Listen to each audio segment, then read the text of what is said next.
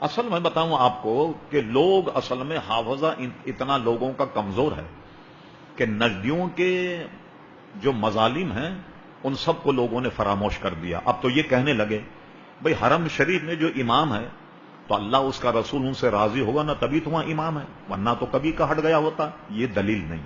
ایسے مواقع کئی دفعے آئے ہیں حرم شریف میں. مثال کے طور پر پہلی صدی میں 61 ہجری کے بعد یزید کا فتنہ جب برپا ہوا، واقع حرہ کے نام سے تاریخ میں موجود ہے.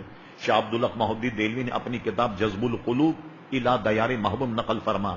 علامہ امام سمودی رحمۃ اللہ نے وفاء الوفا میں نقل فرمایا کہ یزید کا فتنہ جب ہوا تو یزیدی امام جب وہاں مسجد نبی میں کھڑے ہوئے، ایک تو یہ کہ مسجد نبی کو انہوں نے غلیظ کیا، گھوڑے باندھے مسجد نبی میں، اور اس وقت بھی امام کے پیچھے لوگوں نے نماز نہیں پڑھی.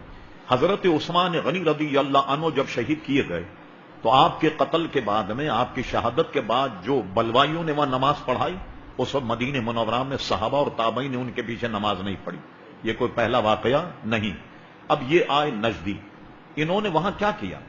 مان لیا جائے جو مسجد نبی میں امام ہے وہی حق پر ہے، تو آپ کو تعجب ہوگا کہ انہوں نے آن کر کے مسجد نبی کے مصلی پر سنی اماموں کو ذبح کیا.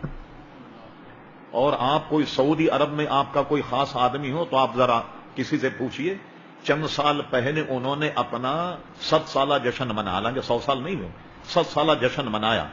جناب ملک عبد العزیز کو حرم شریف میں گھوڑے کی لگام پکڑے ہوئے قتل عام کرتے ہوئے دکھایا گیا. فلم دکھائی گئی سعودی عرب کے ٹی وی میں کہ جس وقت انہوں نے مکہ کو ٹیک اوور کیا، کیا سکھ گھس گئے تھے، کوئی یہودی آ گئے، کافر آ گئے، کن کو قتل کیا، کن کو مارا؟ سب اہل سنت و جماعت کو مارا اور اس طریقے سے مکہ کو ٹیک اوور کر لیا.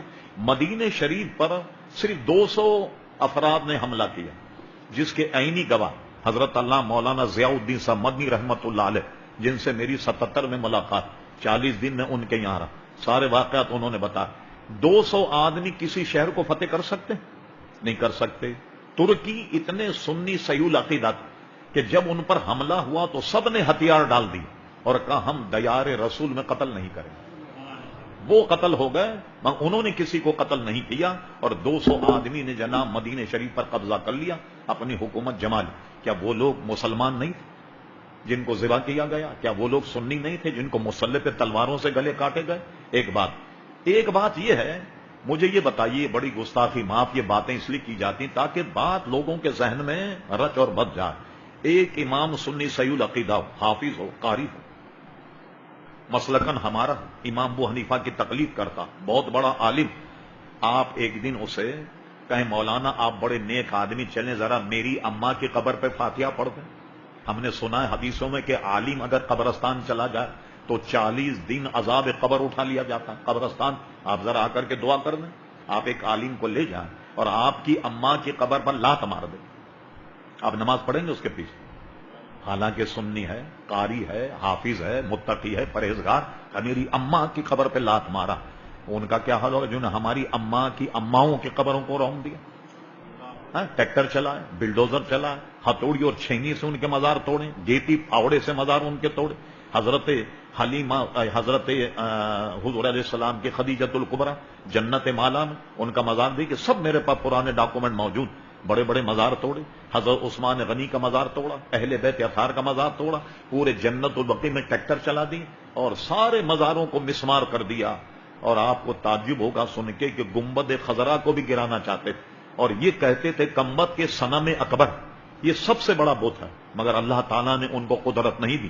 ہم یہ ساری باتیں بھلا بیٹھے. اب ہم سوچتے ہیں وہاں ارے مولانا اتنے لوگ نماز پڑھتے ہیں تو نماز کیسے ہوگی؟ کیا نماز میں جمہوریت آ گئی؟